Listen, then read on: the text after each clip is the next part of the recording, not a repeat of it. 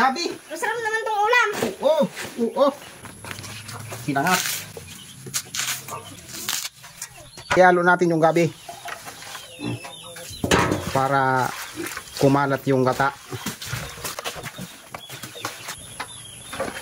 Ito natin babalutan mga idol sa badyang.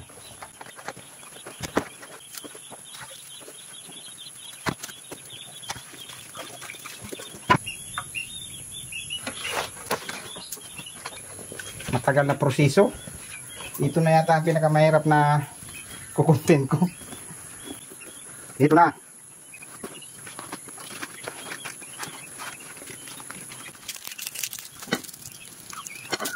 Ito mga idol, nalagyan natin ito para ano, magdadagdag tayo ng gata kapag ano na, malapit na siyang maluto.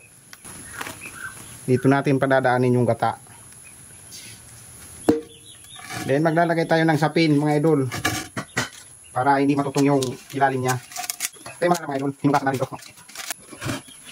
Yan.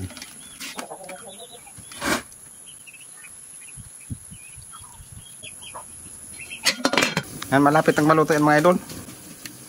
Yan. Luto na ba, Papa? Yoy! Laki! Magkasarap niyan. Oo. Luto na ba ta? Ito na yan. Ang pagkalaki. Ito yung sarsa. Oo. Ayan mga idol, mukbang naman ang higanting pinangat ni Onyok. Ipitin natin tong ano, galamay. Napagkalaki na. Oo.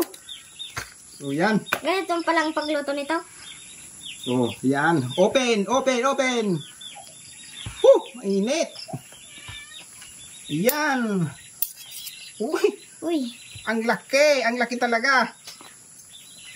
Oh. Mga idol, ang laki ng ano, isda, oh. Oh. Dahan-dahan, may tinik, ha. Ayan.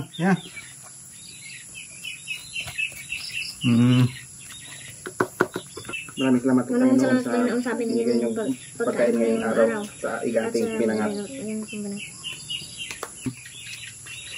Ngayon ko lang ito mga idol ginawa.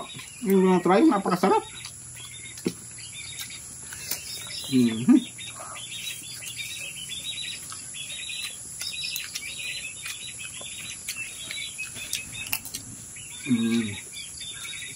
Sarap.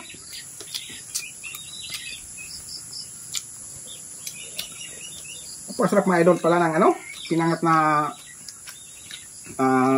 binalot sa ano, dahon ng galyang. Kung ano, sa Bicol, palo sa napay.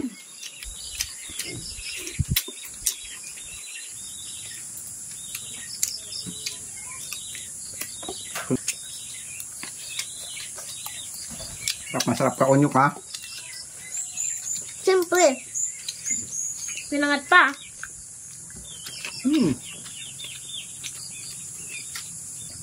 Yan mga idol, dahil successful ang ano natin, experiment na higanting pinangat, kung sa English, giant na pinangat. At shoutout nga pala sa mga batang nanonood, sa mga matatandang nanonood sa vlog ni James Vlog TV. Galing mo naman. Ang galing ka ni Onyok, mga idol. Mga idol, oh. Na ano yung sahog? Narunot ba? Kanin pa, kanin. Ang pagkasarap kasi.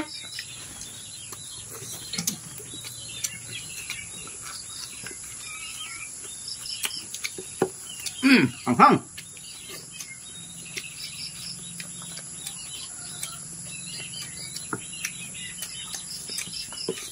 Kulang na ng ano, kanin. Okay, tama yung mga idol. Maraming salamat sa panood mga idol. Kung bago ka pa lang sa page ko, baka naman. Maraming salamat.